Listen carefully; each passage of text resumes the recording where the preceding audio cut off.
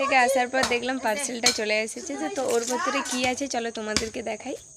বন্ধুরা এটা আমার পার্সেলটা এসেছে, তো আমি এটা আনবক্সিং করব এবার। কি আছে এর মধ্যে, অনেক দিন আগেই আমি অর্ডার দিয়েছিলাম, তো এই এখন এসেছে, তো চলো দেখাই তোমাদেরকে।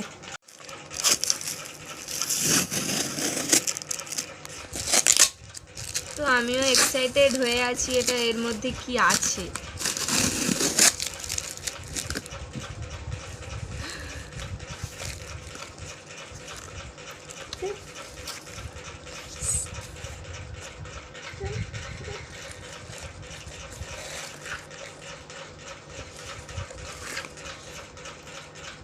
তো এই যে ফুলদানি এসেছে, তো তোমরা দেখে কমেন্ট করে বলো কেমন লেগেছে।